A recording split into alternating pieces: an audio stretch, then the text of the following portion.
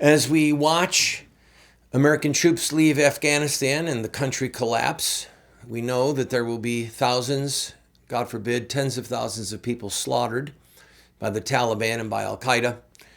I will discuss with you what most journalists are missing and what President Biden clearly is lying about. I'm Randall Terry. This is Voice of Resistance.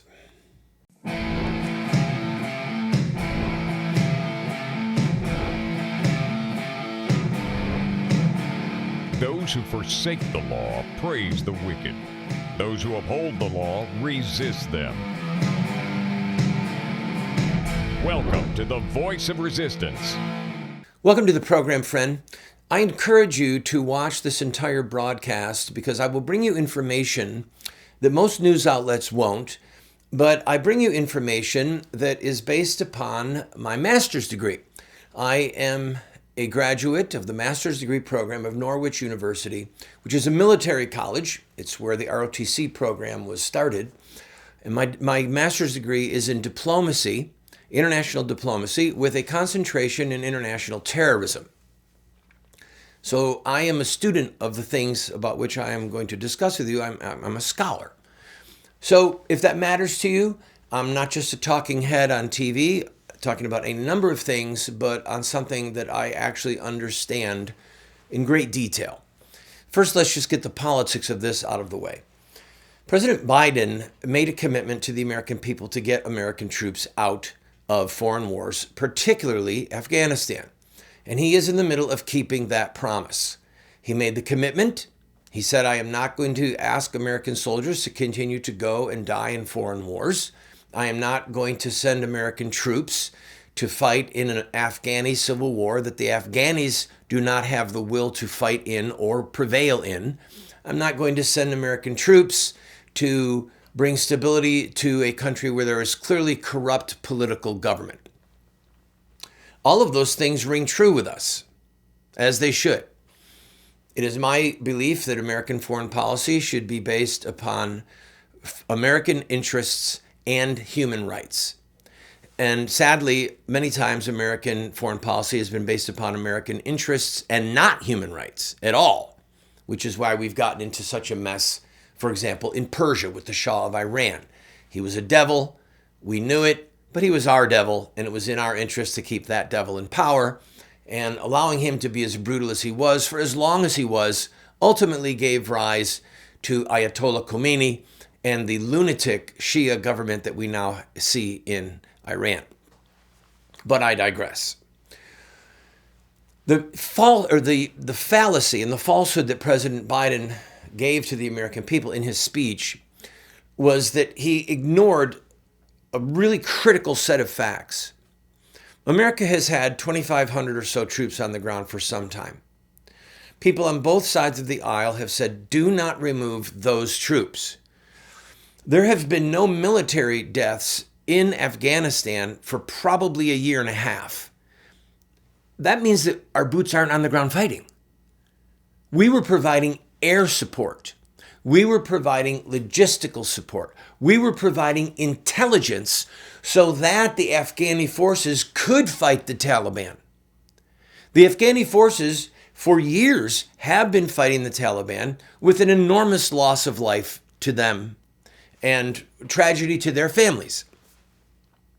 So, to quote one American general, we had positioned ourselves to be in a stalemate. The Taliban could not take over Afghanistan. Afghani forces, even with our logistical support, our air support, our intelligence support, could not defeat the Taliban, but American troops weren't dying. And in some ways, more importantly, we did not allow the Taliban to create another Islamic State where terrorists such as Al Qaeda and other terrorists would thrive and plot what? Their next 9/11. Remember, the reason we went to Afghanistan is because the Taliban provided support and refuge, etc., for Al Qaeda and for Osama bin Laden. Now that the Taliban is again in control of Afghanistan, what do you think is going to happen? Just on that one point. We'll get to all the other stuff in a minute. But just on that one point, Do we want to send Americans to endless wars where we're putting boots on the ground to fight and to die? I don't think so, unless there is some clear American objective for our own security interests and a human rights crisis that is so critical, such as the Tutsis and the Hutus fighting each other. If we see something that just demands intervention, if we can intervene for the sake of justice and human life, then no, we shouldn't be sending troops on the ground. But we haven't had troops fighting. We had logistical support. We had air support. We had intelligence, which was keeping the Taliban at bay.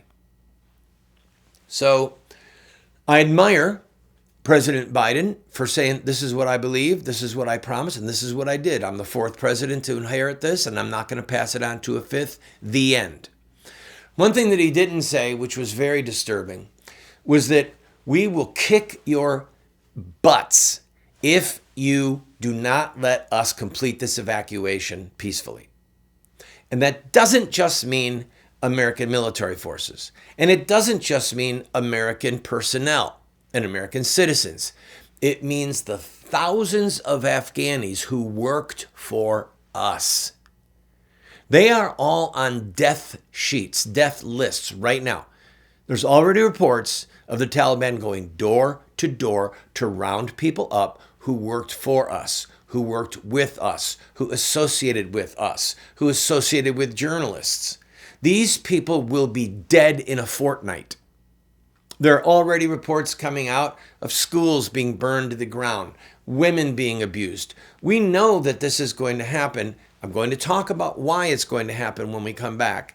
And for me, this is one of the most critical elements where we have blundered in so-called nation building and our foreign policy when it comes to Islamic nations. And I say Islamic with a capital I. If we do not understand Islamic law, Islamic culture, Islamic history, there is no chance that we will be involved in those countries successfully because we don't know how they think. They don't think like Westerners. They think like Muslims. And there is a very distinct pattern that is airtight, very symmetrical, very logical, inherent to its own logic. It's very logical. I'll talk about that when we come back. But I give Biden a C- to a C+ for his speech. He owned what he wants to own, but he neglected some critical facts that are going to end up costing thousands, maybe tens of thousands of lives, and perhaps are going to recreate the Taliban and Al-Qaeda in a way that they could launch more deadly attacks against the United States. I'll be right back.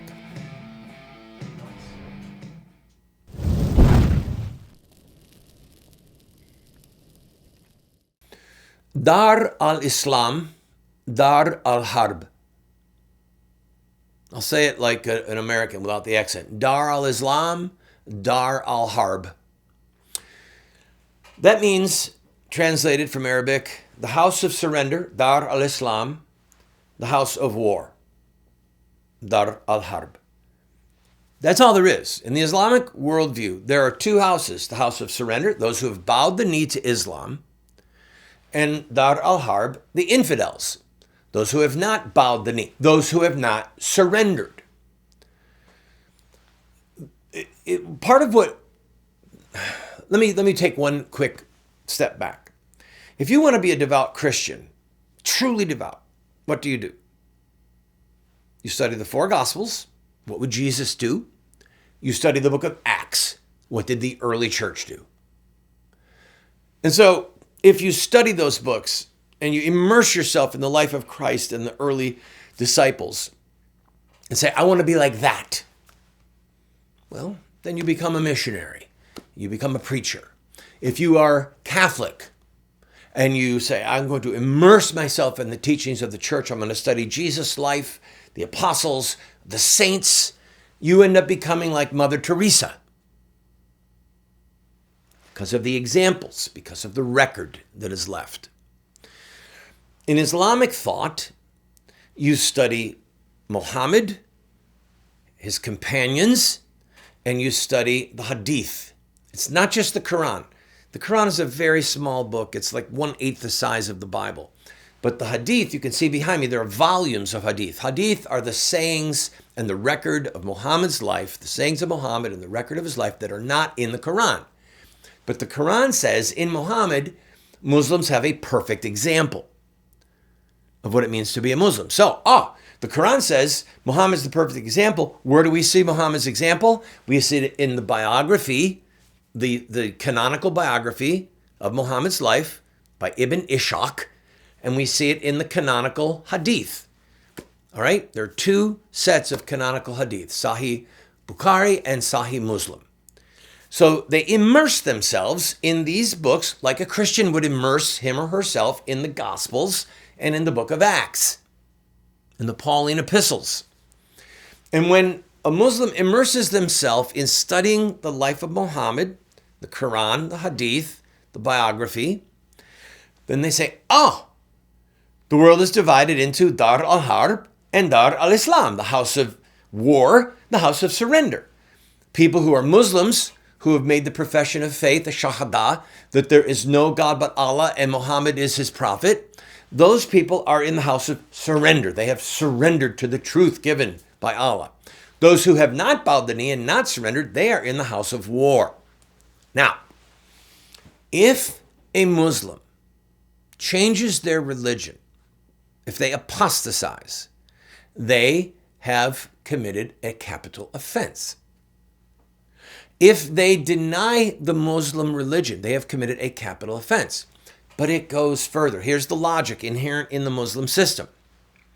If a Muslim who is allegedly in the Dar al-Islam, in the house of surrender, sides with an infidel, takes the side of the house of war, Dar al-Harb, and then fights against fellow Muslims, they have committed apostasy.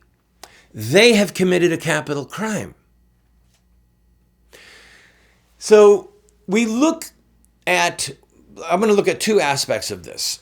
The collapse of the Muslim military and the threat that is now happening to thousands, tens of thousands, God forbid even more lives in Afghanistan. Let's look at the military first.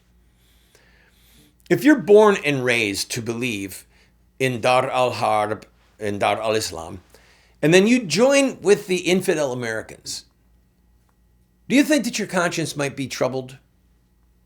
You think that there might be a little part of you that's like, boy, I hope this is okay? I'm asking a legitimate question. They believe that if they kill a fellow Muslim deliberately, that it is a sin that will bring them into hell. So there are Muslims that have to be shored up, on both sides, both the Taliban and the Afghani forces. They have to be shored up emotionally and intellectually into believing that they will not go to hell because the Taliban says, these Afghanis are fighting with the Americans who are infidels, therefore they're apostates, therefore we can kill them. So we're not going to go to hell for killing our fellow Muslims because really they're apostates. The Afghanis, on the other hand, they're being told, well, the Taliban doesn't really represent Islam. They're not the true followers of the Prophet. So when you kill them, you're not killing a fellow Muslim and therefore worthy of hell. But there's this nagging doubt that goes on, especially in the Afghani soldiers, because they're the ones that are fighting with the Americans. So Americans in the spring said, we're not going to give you any more air support. We're not going to give you any logistical support. We're not going to give you intelligence. You're on your own. And what did we see? I'm going to talk about that when I come back, but I want you to understand, please hear me, it is rooted in Islam itself. Don't go away.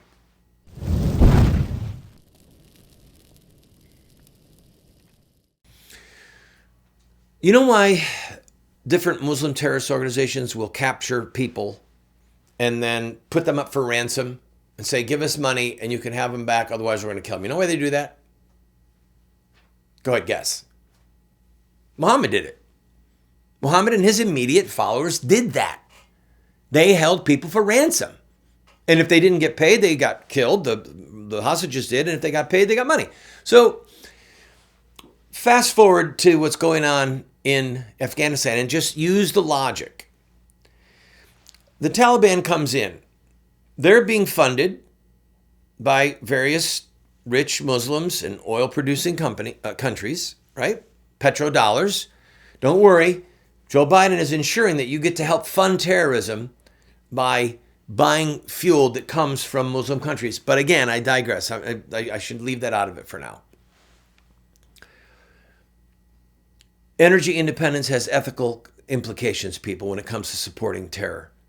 All right, just remember that. So these Afghani soldiers, you're hearing reports about all these capitals of these provinces falling without a shot, without any resistance. How can that be? It's pretty easy. The Taliban have a worldview, again, inherited from Muhammad and his companions, that if they die in battle facing the enemy, they will go directly to paradise. They'll have virgins to have sex with throughout eternity, and that their blood that they shed will reappear, but it will be the smell of musk, an aphrodisiac, okay, a sexual stimulant. So they believe this passionately. So they go into battle thinking, if I live, I get booty, I get the spoils of the war. If I die, I get heaven, I get musk, I get women. This is win-win. All right? The most fearful group that you could ever want to fight are people who have no fear of death in battle. So they're fighting. The Afghani soldiers do not have that passion. They do not have that security in their belief. And they see the Taliban coming out of the mountains and they think, oh my gosh, my family and I are at risk. If we fight them now without American support, they're going to know who we were and they're going to kill us and they're going to kill members of our family. What do? We ransom ourselves. We make immediate friends with them. We give them the names of collaborators. Maybe we give them money. Maybe we take money from them. They come bearing gifts. They're coming down trying to bribe people. The Taliban do not want endless bloodshed. They want targeted bloodshed. They want to establish themselves with an iron fist and with fear and with terror. So you look at what is happening inside Afghanistan, or what has happened in the past few months, the complete and sudden collapse of provincial capital after provincial capital without a shot being fired. You say, how can that be? Its core is in the history of Islam. Its core is the fear of hostage taking, the fear of retribution and vengeance and execution because of switching sides. When Mecca was taken by Muhammad, there were people there who had been Muslims and then apostatized. And there was a list of names. And Muhammad gave instructions, spare everyone in the city except these people. And they were hunted down and killed because they were apostates. So the Taliban has this as their marching orders from Muhammad. And they're saying, we're going to find the apostates and we're going to kill them. So if you're an Afghani soldier who's in jeopardy of being labeled as an apostate, what's your way to curry favor? Once again, Islam helps. Because Islam teaches that if you deny the Muslim faith under duress, that your denial doesn't count. Now think about that. Jesus said, if you deny me before men, I'll deny before my Father which is in heaven, and I'll deny before the angels. We are not allowed as Christians to deny our faith. With Muslims, they are allowed to deny their faith temporarily. Cross my fingers, I don't mean it. Because you can lie to infidels. The rules in the Dar al-Islam versus Dar al-Harb, the House of Wars, that the faithful Muslims can lie to the infidels. So a Muslim soldier could say, I was afraid. And I knew I shouldn't be fighting you, but I never really lifted up a rifle. I always shot into the dirt, or I never even pulled the trigger. But here's a list of the people who really were traitors. Allah be praised. There is no God but God, and Muhammad is his prophet. I'm so glad that you're here, brothers. You've saved us from the infidels. Cheers for you. And they can make this argument with a straight face. Maybe some of them are even telling the truth. It is a system of thought that revolves around the life of Muhammad, the Hadith, Quran, the Sunnah, his actions, around his biography by Ibn Ishaq. And if you don't understand that, you cannot understand how this is happening. And if you ignore that, then you base your foreign policy and your decisions on sand. It's building a house on sand. That's what America has done in Afghanistan. And now the whole thing is collapsing. I've got to take a quick break. Please don't go away.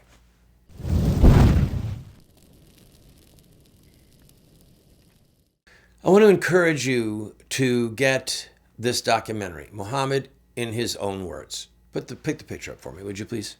Call the phone number you see on the screen. And I can't remember if it's a gift of any size.